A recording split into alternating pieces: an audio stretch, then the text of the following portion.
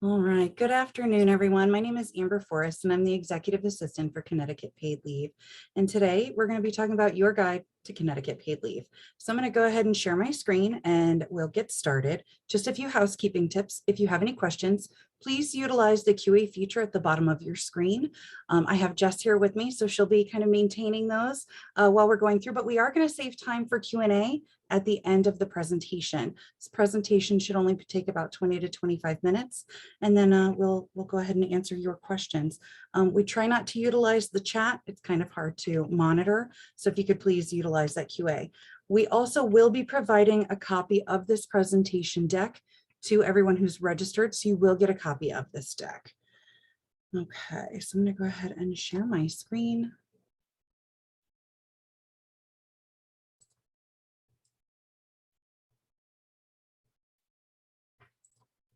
And we'll go ahead and get started.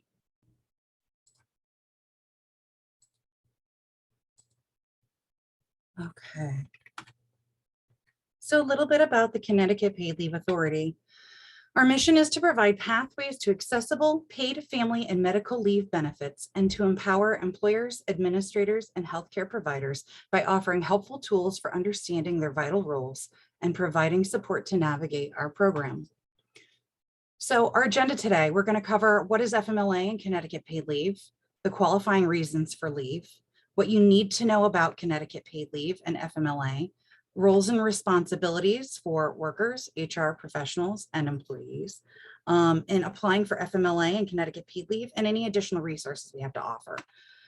So a few key dates just to kind of do just a little refresh. January 1st of 2021, employers began deducting contributions from worker wages. Employee contributions are due the end of each quarter with a 30-day grace period. And January 1st of 2022, Connecticut Paid Leave benefits became available. So what is FMLA and what is CTPL? FMLA is the Federal Family and Medical Leave Act. There's both a federal and a state. It provides job protected leave for certain qualifying family and health conditions. So leave taken under FMLA is unpaid. Employers may adopt policies to provide for income replacement during the leave, but they are not required to. Some employers do provide paid leave to their employees while out on FMLA, like a parental leave. But many employers do require or permit employees to use their earned accruals, like their sick leave or vacation leave or other PTO. And the Connecticut FMLA changed significantly on January 1st of 2022. So what is CTPL? Well, CTPL is the Connecticut Paid Leave. CTPL provides income replacement during certain qualifying family and health leaves. So this creates a source of income replacement benefits for eligible employees who cannot work for the same reasons as FMLA, but it does not provide job protected leave. So that is the big difference here. So FMLA is your job protection and CTPL is your income replacement. We've also been referred to as PFML or paid family and medical leave. So what are the qualifying reasons for leave? Well, there's medical leave, which is a leave taken by a worker to receive treatment or recover from their own serious health condition. There's bonding leave, which is taken by a worker not only for the time physically spent with the newborn or newly placed child, but also the time needed to process adoption or foster care placement if applicable. So this would be mothers and fathers. They can both take bonding leave. Bonding leave may be taken anytime during the 12 months after the birth or placement of child. And this applies to birth, adoption, or foster care. And there's also caregiver leave, which should be taken by a worker to provide physical or psychological care or comfort reassurance for a family member experiencing a serious health condition. Military caregiver leave, which is taken by a worker to care for a covered family member of the active service who has a serious injury or illness that occurred in the line of duty. Or qualifying exigency leave, which is taken by a worker to engage in certain activities arising from a spouse, child, or parent who's on federal active duty or has been notified of an impending call to order for covered active duty in the armed services. And one of the newer leaves, the Family Violence Leave Act, which can be taken by a worker who is a victim of family violence. And this could be to seek medical, psychological care or counseling for physical or psychological injury or disability, to obtain services from a victim services organization, relocate, participate in any civil or criminal proceedings, and this is up to 12 days in a calendar year. So what's considered a serious health condition? Well, this would be due to the condition the individual is required to have an overnight stay in a hospital, hospice, or residential medical care facility. This could also include an incapacity of more than 3 consecutive full calendar days, or if the individual needed to seek treatment from a healthcare provider within 7 days of the first day of the incapacity, or required continuing treatment, such as prescription medication, under the continuing supervision of a healthcare provider. This could also include a period of incapacity due to a chronic serious health condition, where the individual obtained treatment from a healthcare provider and is seen by that healthcare provider at least twice a year. This also includes permanent or long-term condition causing incapacity for which treatment is no longer effective. So this would be Alzheimer's disease or terminal stages of cancer.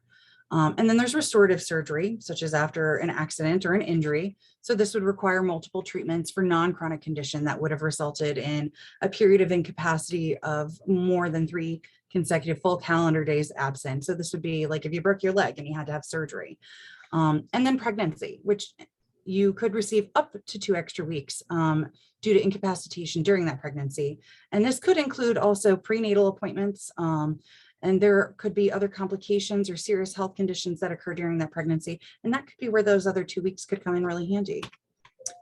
And then of course, we still have lots of questions about Connecticut paid leave and COVID because we are still living in a COVID world. So can a worker receive Connecticut paid leave benefits if they have been exposed to or diagnosed with COVID? And simply being exposed to COVID or diagnosed with COVID is not considered a serious health condition under the law. A worker may qualify for benefits if they provide medical documentation establishing that the COVID exposure or diagnosis meets one or more of the elements of a serious health condition. So just for example, if having COVID required an overnight stay in your hospital or other medical care facility, or if it incapacitated you for more than 3 consecutive days and required you to receive ongoing medical treatment, or by having COVID, it exacerbated a chronic condition that you already had. So those would be examples of when paid leave may kick in by having COVID. So what are the primary differences between caregiver leave under federal FMLA versus the Connecticut FMLA? And so this is the definition of family members. So we're going to talk a little bit about that. And bear with me while I have to move my little tile all over the screen here so I can see. Under federal FMLA, an employee can take leave to care for a parent, spouse, or child who is under 18 or is over 18 and has a disability. Under the Connecticut law, an employee can take leave and receive benefits for a parent, spouse, son or daughter of any age, sibling, grandparent, grandchild, or an individual related to the employee by blood or affinity whose close association the employee shows to be the equivalent of those of a familiar relationship. We're going to talk a little more about that.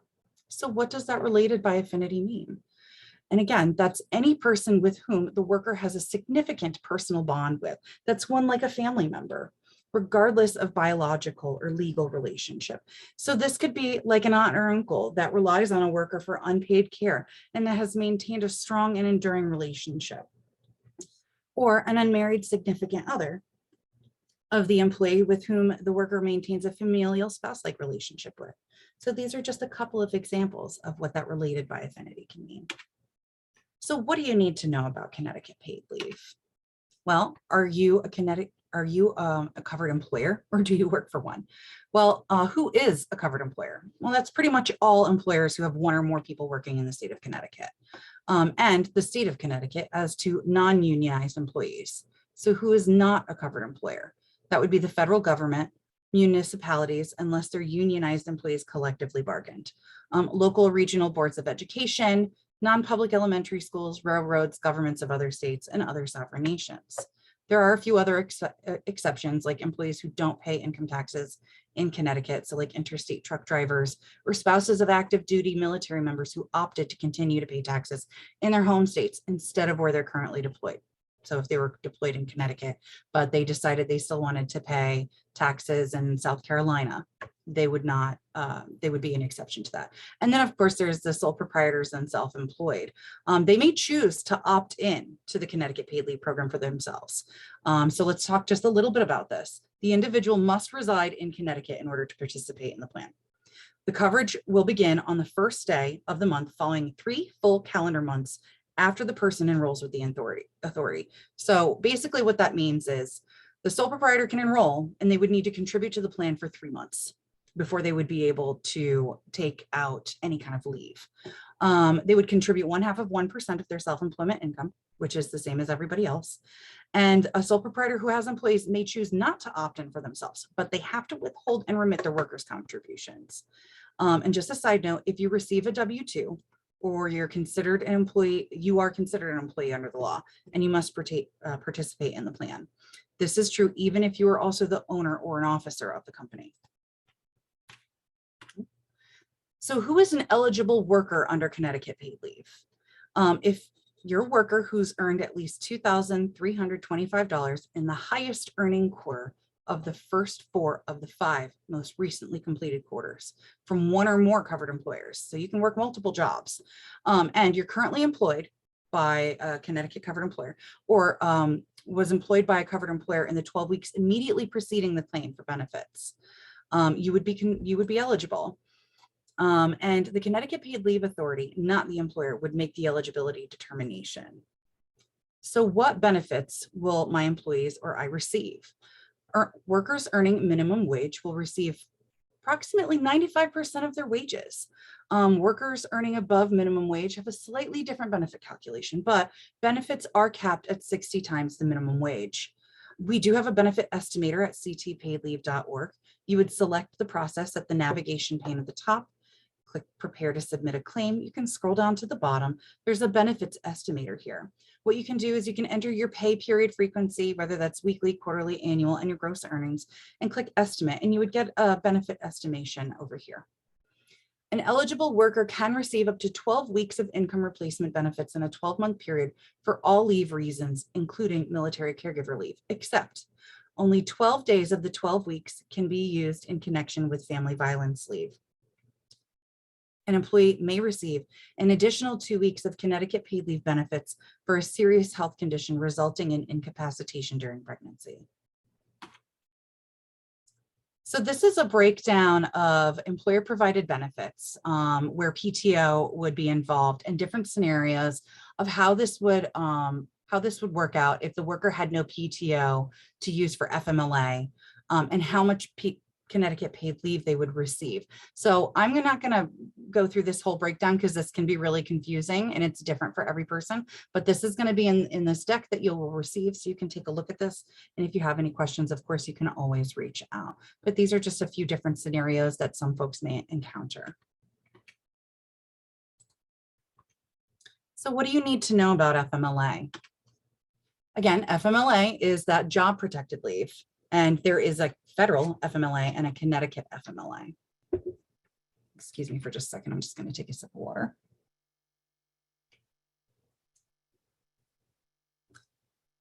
So are you covered under federal FMLA? Employers who have 50 or more employees within a 75-mile radius are covered under federal FMLA. So this would be governmental entities of any size. This includes federal government, state agencies, towns, schools, railroads, and governments of other states. So who's covered under Connecticut FMLA? That's almost all employers who have 1 or more people working in Connecticut, and the state of Connecticut as to all state employees. So who's not covered under Connecticut FMLA? Well, that's the federal government, municipalities, local regional boards of education, non-public elementary schools, railroads, governments of other states, and other sovereign nations. So almost all of the folks that federal covers, Connecticut does not. Kind of look at it that way. Is my employee eligible for leave under federal FMLA? Well, federal FMLA, that if they've been employed by my company for at least 12 months and they have worked at least 1,250 hours in the last 12 months immediately preceding the leave, they would be eligible. For Connecticut FMLA, if they've been employed by the company for at least the 3 months immediately preceding the leave, and there's a no hours worked requirement. So big differences here. And how long is the job protected leave? Well, both for federal and Connecticut FMLA, it's up to 12 weeks of leave in a 12-month period for all leave reasons, except for up to 26 weeks of leave in a 12-month period for military caregiver leave. The other exception would be in Connecticut, an employee may receive an additional 2 weeks of Connecticut paid leave benefits for a serious health condition resulting in incapacitation during pregnancy. And there's also up to 12 days in a calendar year for family violence. And that's the Connecticut Family Violence Leave Act. So that additional 2 weeks for incapacitation during pregnancy and the family violence leave, those are significant to Connecticut's FMLA. So let's talk just a little bit about roles and responsibilities, just kind of a quick breakdown of who does what. So for Connecticut paid leave contributions, the worker contributes their 1/2 of 1%. The employer is deducting those contributions and remitting those contributions with the required backup. Connecticut paid leave is receiving and reconciling those contributions. They're processing over and under payments and imposing any penalties for noncompliance. We're not quite doing that yet, but we are starting to look into folks who are just blatantly ignoring that this is a law. And then Connecticut Department of Labor is determining whether to allow employers to take any catch-up contributions or based on general wage and hour, they're looking into those. As far as Connecticut paid leave claims, the worker submits their application in a timely fashion, provides their supporting documentation, updates their account with their absence information and other sources of income, and notifies their employer about their Connecticut paid leave claim. The employer completes and submits their employment verification, notifies the worker about their PTO policies, including short-term disability policies, and refrains from discriminating or retaliating against the worker for taking their claim.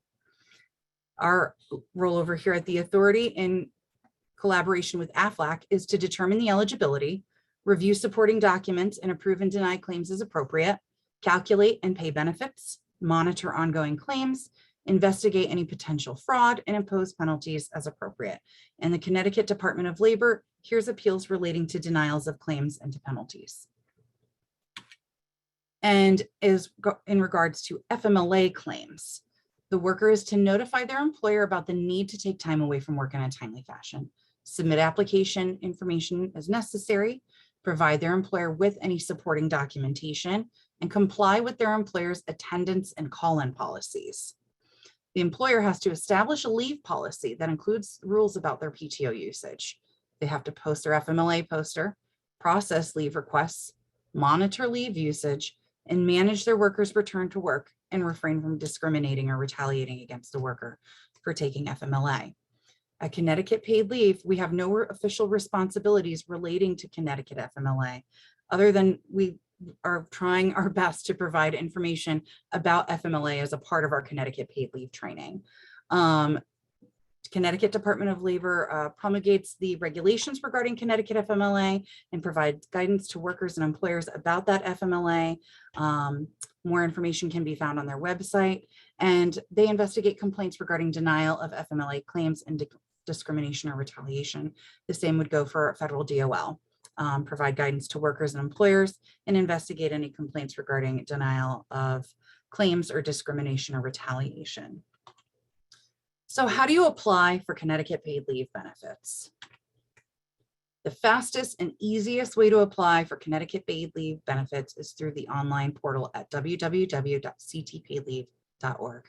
Applications are also accepted by phone at 877-499-8606.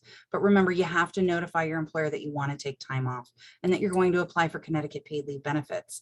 And you're probably going to need FMLA. So you need to apply directly to your employer for FMLA. So this is just a quick breeze through of the income replacement benefit process. So this is Connecticut Paid Leave. So the worker would submit their claim by calling AFLAC or logging on to ctpleave.org. AFLAC would determine the worker's eligibility for benefits, review their documentation to verify the reason for leave is covered, calculate the benefits, issue weekly benefit payments, and the worker would notify AFLAC of any changes to their claim. How would you apply for FMLA? The worker would notify the employer they need time off from work 30 days in advance if the need for leave is foreseeable. Obviously, if it isn't, as soon as possible. Employer determines if worker is eligible for Connecticut FMLA and notifies the worker if they need to provide any additional documentation. The employer has 5 business days to notify the worker of eligibility and provide notice of rights and responsibilities, but this is not the leave approval. The worker would provide the required documentation to the employer to support the leave reason. The worker has about 15 calendar days to give that documentation, and if they're having trouble getting their documents, they should just tell their employer, who should give them a reasonable extension of time. The employer would review their documents and notify the worker if the leave is approved under Connecticut FMLA or federal FMLA.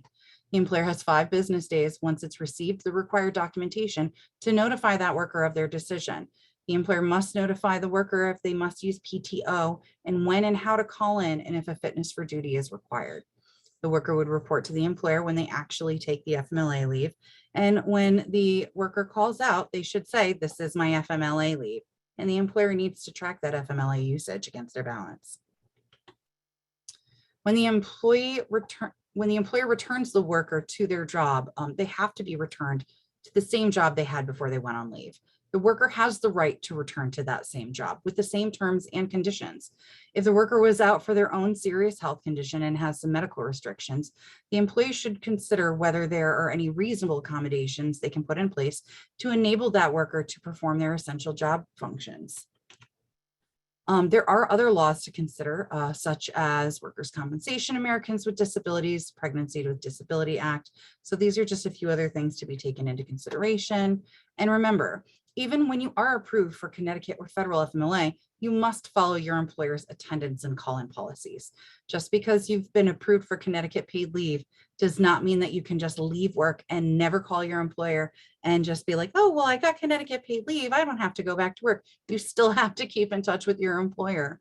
You need to notify your supervisors when you're taking FMLA leave, and you are responsible for providing your employer and the Connecticut Paid Leave Authority with complete and sufficient medical certifications and other documentation. And we can't stress this enough. We need all of your documentation all together before we can even start reviewing for your eligibility. So it's basically compiling all of your paperwork, and that's when the review process starts. So as soon as you get all that paperwork in, the faster we can start reviewing things. Even if for some reason you don't want leave to be designated as FMLA leave, your employer does have the right and responsibility to designate that time off if it qualifies under FMLA as FMLA leave. And there may be other laws beyond Connecticut FMLA that apply to your situation. So these are just a few things to keep in mind. This is just a recap of how the Connecticut FMLA changed as of January 1st. So you can review that if you're curious. And we have a few additional resources. For more questions about Connecticut Paid Leave, you can visit our website at www.ctpaidleave.org. We offer general information, FAQs, the benefit estimator. For questions, you can use the Contact Us portal. We have added tons of features which allow you to filter out very specific things that you're asking about, which will get you someone to our Contact Us center that's basically really designated to that specific item that you're looking for information on. And if you have questions about your already filed Connecticut Paid Leave claim, you can log into your account through your Connecticut Paid Leave portal or call AFLAC at 877-499-8606. And for questions about Connecticut FMLA, you can visit the CTDOL new FMLA guidance at ct.gov. We also do have tons of additional resources. All of these are PDFs. They're downloadable in color. So all of these links will also be in the presentation deck here that you'll be receiving. You can download these, you can share them, you can use the employee rack card, the paycheck mailer, the toolkit, the HR toolkit. All of these are available for you to use. And that concludes our presentation. So I'm going to go ahead and stop sharing my screen and see if we have any questions. Okay.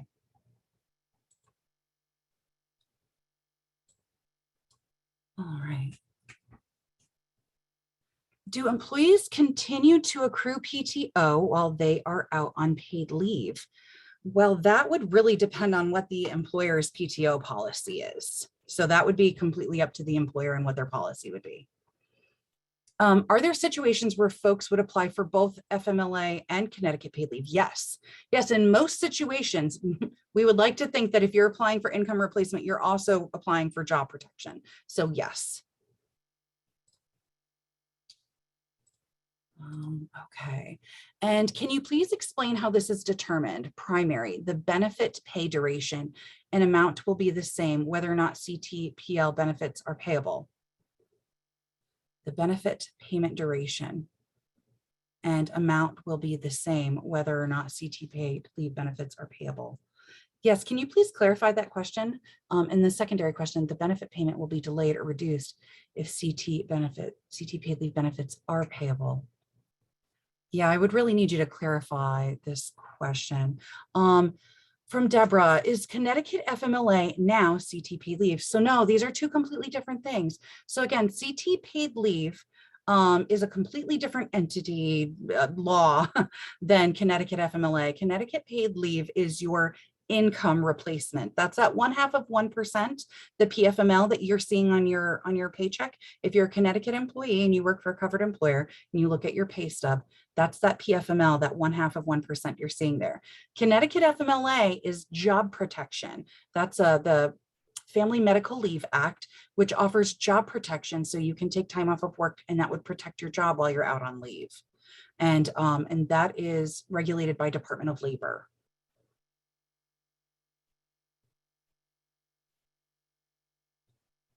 Okay. Amber, I think I can help with the question about, I think they're essentially asking if someone's out on leave, who pays first? Does the employer pay first or does Connecticut Paid Leave pay first?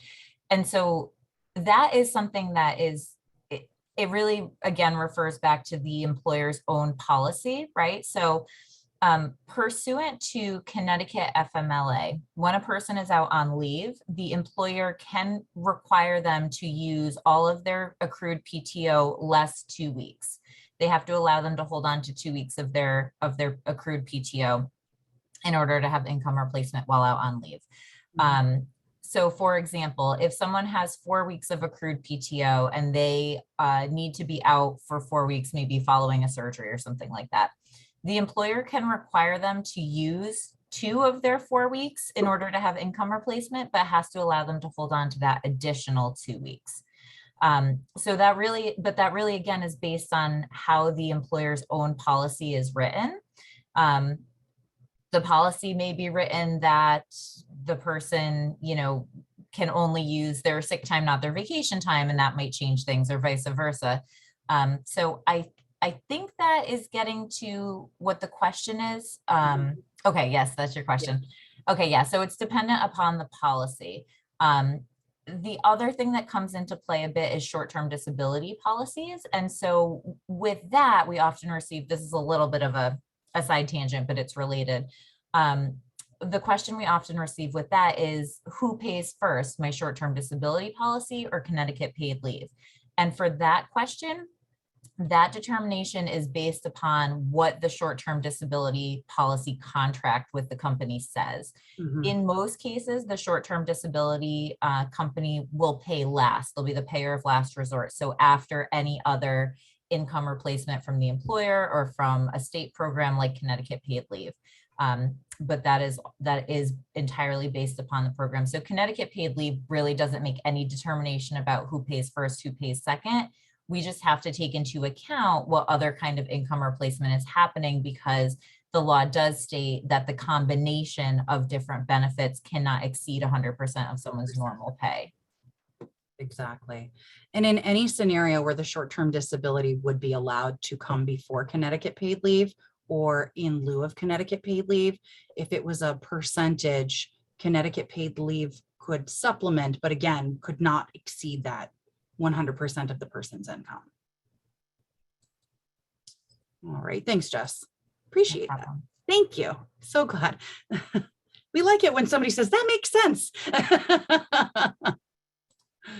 Okay, in the event of an unexpected debilitating injury, how quickly might we be able to receive Connecticut Paid Leave support? And what is the role of your doctor? This is a great question. So in the event that you fall and you break your leg, the fastest that you get your paperwork in, all your paperwork that you need. That's how fast it would be. Because again, to go back to what I was saying before, we can't even begin the review process of your eligibility for your claim until we've received all of your paperwork. So in regards to what is the role of your doctor is going to be the person that gives you, it's called a med cert. And basically it's a paper that says, you know, this patient has this injury and we anticipate they're going to be out for X amount of time. And, you know, and this is when it started, and kind of go from there. They're going to sign off on it. That's your med cert. And that's what AFLAC is going to need to determine your serious health condition. And that's part of that paperwork that we're going to need. So once we have all of your paperwork, then we can go from there. And we typically are making decisions between 10 and 15 days after we have all that paperwork in. All that paperwork in. Yes, thank you. Okay. And are there any special guidelines for nonprofits? No, nonprofits are treated just like any other employer. So you would just follow the same guidelines as everybody else.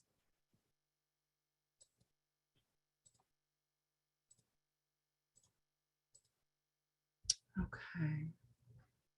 Let's see, do we have anything in the chat? Okay, we don't have any questions in the chat. Do we have any other questions? Okay, is Connecticut FMLA what we are referring to as FMLA? Yes. If someone mentions that they are going out on leave but doesn't have an exact date for the med cert, do we complete notice now?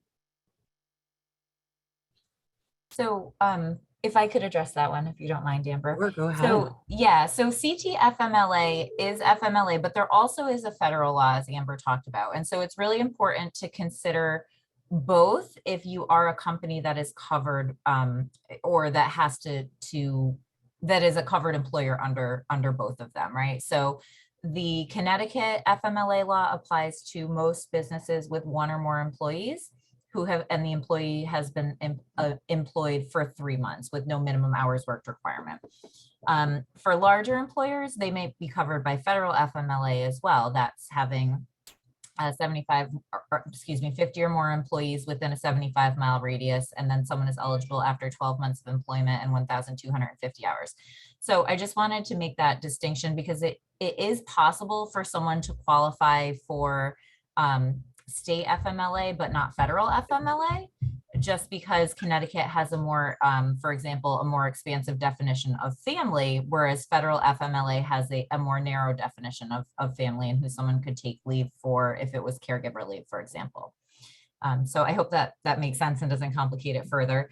But one thing that's really important is that if a medical certification form or an employment verification form has a leave end date as to be determined, that is not something that that AFLAC can accept. So it's fine to have an estimated date, and then that date can always be changed, but it does have to have an approximate date on it. So if there's not an exact date for the med cert, I would ask the doctor to put, you know, their best guess on it, and then that can always be changed afterwards if needed. Thank you, Jess. Okay. Do we have any other questions?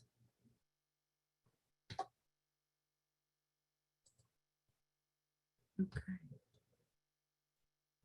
We have a few more minutes. Just want to make sure we give everybody the opportunity to ask any questions that they might have.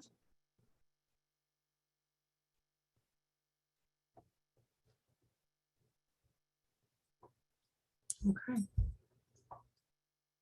Well, we're always happy to give everyone a few minutes back to their day, with all of us being in Zoom calls all day long.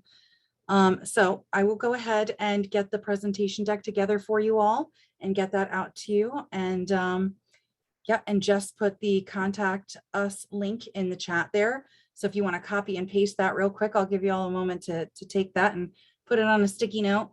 And thank you again so much for joining us, and thanks for your questions. We really appreciate it. And we look forward to seeing you in the fall. We're going to kick off another webinar series in the fall for our small businesses and our HR professionals and our workers for Connecticut too. So we look forward to seeing you all in the fall. And, oh, thank you so much, Lori. Yes, we'll write that down. Okay.